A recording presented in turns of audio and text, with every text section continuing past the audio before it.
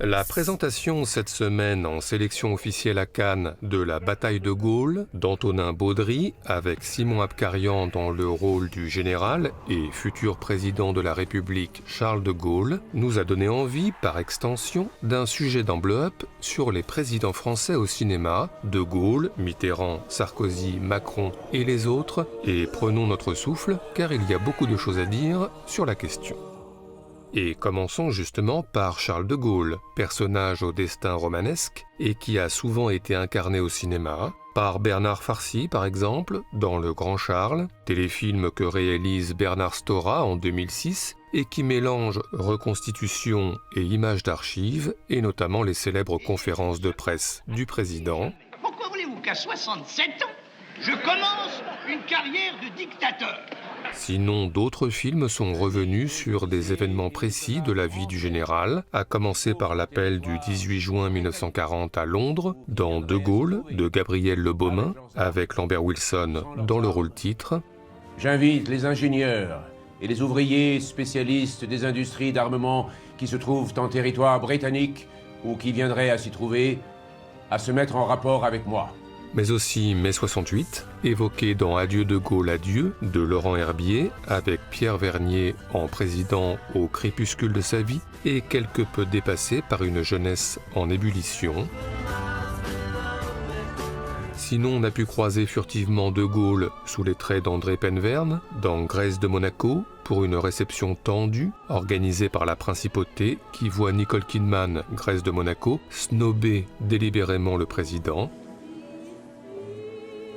Mais Charles de Gaulle a surtout été incarné par le comédien Adrien Queylat-Legrand, que l'on a notamment pu voir de façon élusive dans L'Armée des Ombres de Jean-Pierre Melville, apparaissant à Londres pendant la guerre face à un Paul Meurice littéralement ébloui, ou encore, et sur un autre registre, dans La Carapate de Gérard Houry, pour un croisement improbable avec Pierre Richard, afin de lui faire signer quelques documents de la plus haute importance. Oui, de Gaulle, très présent au cinéma, et même dans les discussions avec le perruquier Maurice Chevitte, dans Les Bronzés font du ski. En revanche, j'ai travaillé pour le général de Gaulle. Il voulait changer de personnalité, j'ai fait un très joli boucrou. Un quoi ? Pardon Un très joli boucrou. Un bouc ? Un boucrou ? Ou dans les discussions entre Jean Dujardin et Louise Monod, dans OSS 117, Rio ne répond plus. Et comment vous appelez un pays qui a comme président un militaire avec les pleins pouvoirs, une police secrète, une seule chaîne de télévision et dont toute l'information est contrôlée par l'État ? J'appelle ça la France, mademoiselle. Et pas n'importe laquelle. La France du général de Gaulle. Bon, voilà pour Charles de Gaulle, mais encore. Eh bien, le cinéma a évoqué d'autres présidents, et par exemple Valéry Giscard d'Estaing, dans le documentaire 1974, Une partie de campagne de Raymond Depardon, lequel filme la campagne présidentielle opposant le candidat UDF au candidat socialiste François Mitterrand, et où l'on voit en ouverture le futur président dans le calme de son fief à Chamalières, puis l'instant d'après l'agitation, les bains de foule dans les rues de Perpignan, avec un détail que l'on aime bien, un habitant qui glisse une lettre au candidat et Giscard qui ne sait pas trop quoi en faire, puis après le meeting, le retour en voiture et Giscard qui se débarrasse finalement de la lettre en la donnant à sa fille Valériane. Et puis d'autres moments de choix, une leçon tactique donnée par Giscard à ses conseillers. Oui, alors c'est pour parler de la préparation du second tour. Il y a une solution qui consiste à peu près à ne rien faire. Et enfin, le moment décisif, le résultat du second tour, que Giscard, stoïque, regarde seul à la télévision et qui lui arrache quand même un demi-sourire. Ce sont les supporters de Valéry Giscard d'Estaing. Avant un dernier bain de foule nocturne, en voiture, voiture que le président conduit lui-même, bref, une autre époque. Sinon, côté fiction, le cinéma a aussi reconstitué quelques campagnes présidentielles, par exemple celle de Nicolas Sarkozy en 2007 dans La Conquête de Xavier Duringer, avec Denis Podalides dans le rôle du futur président, une campagne marquée par l'omniprésence des médias que Nicolas Sarkozy maîtrise à la perfection, ou presque. Mais de La Conquête, nous reparlerons. Sinon, le cinéma a aussi imaginé des campagnes présidentielles décalées. Ainsi, dans Président, Anne Fontaine met en scène l'association improbable entre Nicolas Sarkozy alias Jean Dujardin et François Hollande alias Grégory Gadebois, formant un nouveau parti afin de battre Emmanuel Macron et Marine Le Pen aux prochaines élections. Tout ce que je vous demande, c'est de réfléchir. Tu crois que c'est tout réfléchi? Eh ben, je vous demande juste de réfléchir. Un film qui vaut aussi pour son ouverture le quotidien d'un Nicolas Sarkozy réputé suractif, mais désormais à la retraite, s'occupant comme il peut. Il est bien celui-là, il fait presque pas de bruit. Oui, c'est le Dyson Extra Pro. C'est vrai que le moteur est assez discret.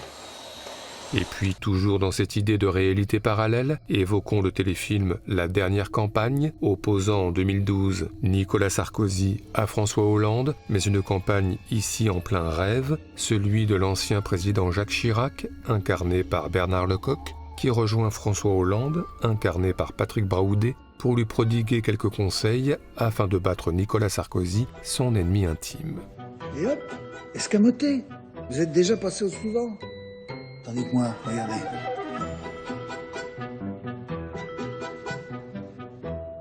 Vous comprenez la différence?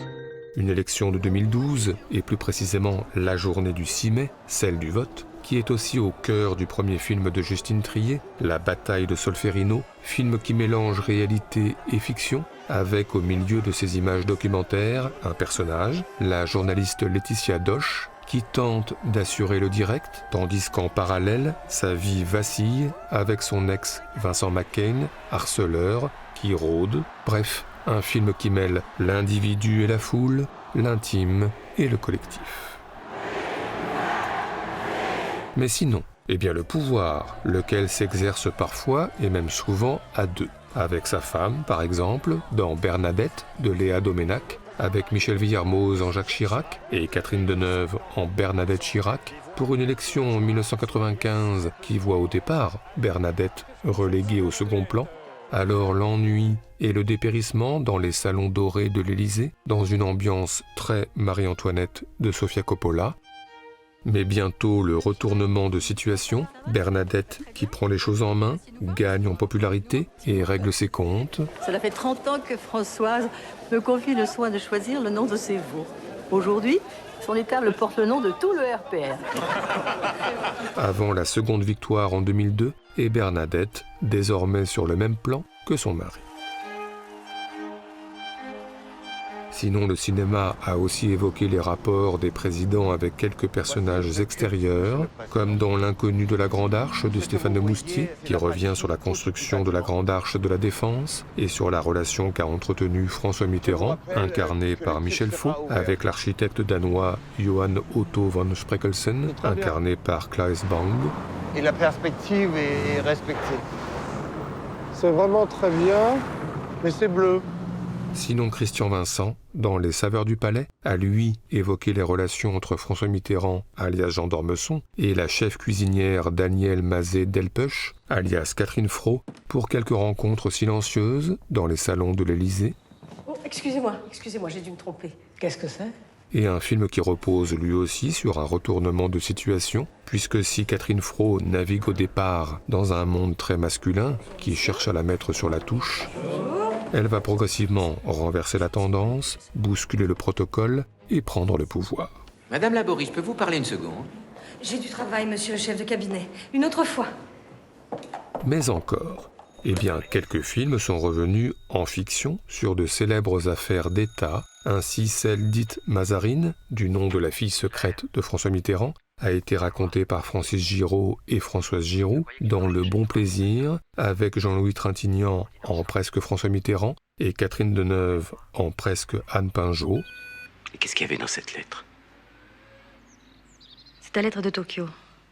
L'affaire dite Farewell, sur fond d'espionnage soviétique en pleine guerre froide, a, elle, été racontée par Christian Carion dans L'affaire Farewell, avec Philippe Magnan en François Mitterrand, négociant directement avec Fred Ward en Ronald Reagan, en parallèle du G7.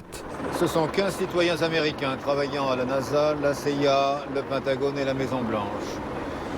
Tout porte à croire qu'ils sont en lien direct avec Moscou. Enfin, l'affaire Gorgi, sur fond d'attentats terroristes et de conflits avec le gouvernement iranien au milieu des années 80, a, elle, été évoquée par Guillaume Niclou dans l'affaire Gorgi, histoire d'une cohabitation, avec Michel Duchossois en François Mitterrand et Thierry Lhermitte en Jacques Chirac, reconstitution du débat télévisuel sous haute tension entre les deux candidats aux élections de 1988 à l'appui. Pouvez-vous vraiment contester ma version des choses en me regardant dans les yeux? Dans les yeux, je la conteste. Enfin, le cinéma a aussi parfois versé dans la politique fiction et raconté quelques tentatives d'attentats. C'est l'ouverture d'I-Comicar d'Henri Verneuil dans le quartier de la Défense, avec un imminent assassinat qui renvoie à celui de John Fitzgerald Kennedy, ou c'est la fin de Chacal de Fred Zinman avec Edward Fox en sniper, avec dans sa ligne de mire le général de Gaulle, à nouveau incarné par Adrien Quella-Legrand. Enfin, citons récemment Roch Dizem, premier président issu de la diversité, fraîchement élu dans le premier épisode de la série Les Sauvages de Rebecca Zlotowski. C'est mon petit cousin, il vient de Saint-Étienne.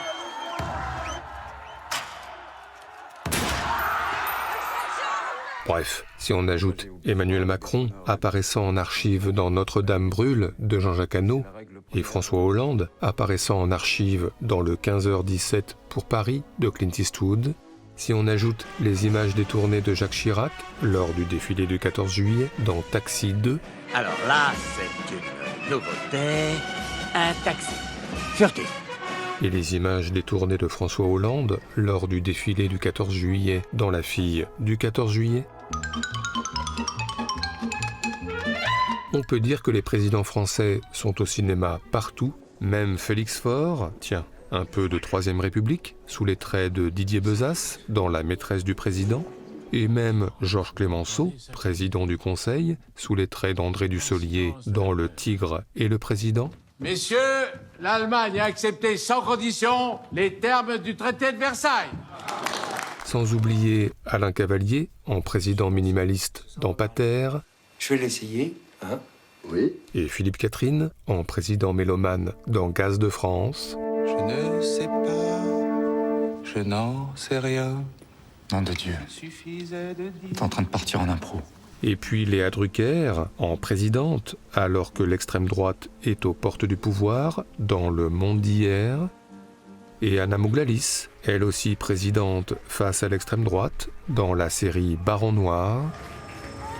Et puis Bernard Blier, président pour peu de temps encore, alors que la Chine vient d'envahir la France, dans Les Chinois à Paris. Et Barbet Schroeder, président lui aussi pour peu de temps encore, alors que les Martiens viennent d'envahir la Terre, dans Mars Attacks. Maurice, get out of the room. Get out now. Et enfin, last but not least, Jean-Paul Rouve, alias Jeff Tuche, président par surprise, découvrant l'Élysée et la biérothèque léguée par Jacques Chirac, dans Les Tuches, le 3e.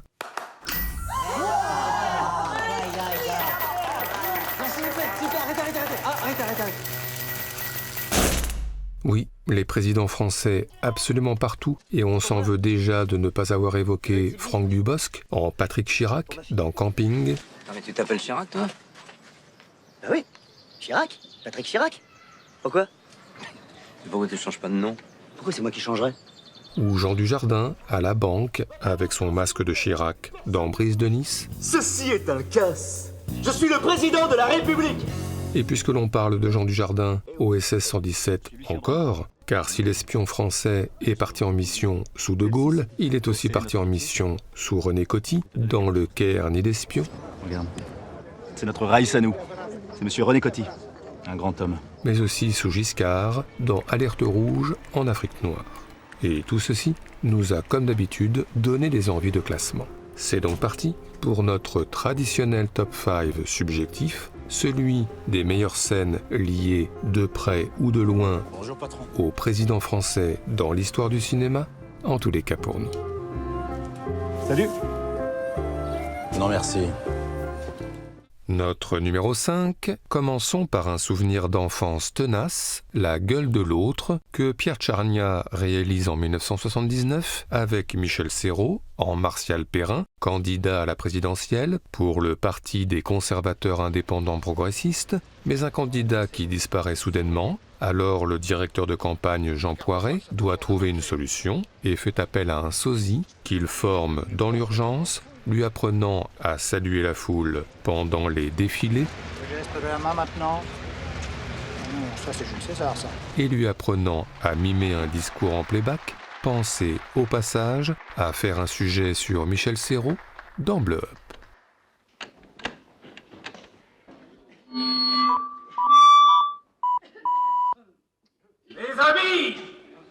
Mes amis travailleurs, artisans, commerçants, agriculteurs, cadres, mes semblables, mes frères, qui mieux que moi peut vous comprendre? Qui plus que moi est conscient de vos problèmes? Qui donc mieux que moi est plus apte à en trouver les solutions? Je réponds, personne! Oh, comme il est grand l'espoir qui s'offre à nous. Oh, si vous saviez quel chemin magnifique nous pouvons faire ensemble. Notre numéro 4, nous avons dit que nous y reviendrions, alors allons-y, La conquête de Xavier Duringer, qui revient donc sur l'accession au pouvoir de Nicolas Sarkozy en 2007, car le film contient de nombreux morceaux de choix. La rivalité Sarkozy-De Villepin, ici incarnée par Samuel Labarthe. Moi, ça fait 30 ans que je me prépare. Pour me déloger, il faudra y aller à l'arme blanche. Mais aussi les tensions avec Cécilia Sarkozy, incarnée par Florence Pernel, qui délaisse le futur président en pleine campagne. Cécilia, tout ce que j'ai fait pendant toutes ces années, c'était pour toi, c'était pour t'offrir ce moment. Cécilia, on se retrouve. Ou encore les rencontres improvisées, ici dans une usine, pour des échanges tendus. Et puis si tu veux ma place, tu la prends. Et la mienne, tu la prends? Bref, une campagne présidentielle comme une pièce de théâtre, une mise en scène, une performance de comédien. Oui, je suis un enfant d'immigrés. Oui, je suis le fils d'un Hongrois et le petit-fils d'un Grec juif né à Salonique. Oui, je suis un Français de sang mêlé qui pense qu'on est Français à proportion de l'amour qu'on porte à la France et de l'attachement qu'on porte à ses valeurs d'universalité. On n'est pas Français parce qu'on a des racines, on n'est pas Français par ses ancêtres, on est Français parce qu'on veut l'être, parce que la France, on en est fier. Notre numéro 3, nous n'avions pas dit que nous y reviendrions, mais allons-y quand même, Les saveurs du palais de Christian Vincent, avec Catherine Frot donc, en chef cuisinière de l'Élysée, confrontée à de nombreuses forces contraires, et qui va progressivement retourner la situation et inverser les hiérarchies, y compris avec le président lui-même, dans cette scène savoureuse où l'actrice excelle. Tiens, Catherine Frot, ne pas oublier non plus pour Bleu Up. S'il vous plaît, monsieur, venez voir par ici. C'est laquelle l'assiette du président? Posez ça là. Vous savez s'il a fini son chou?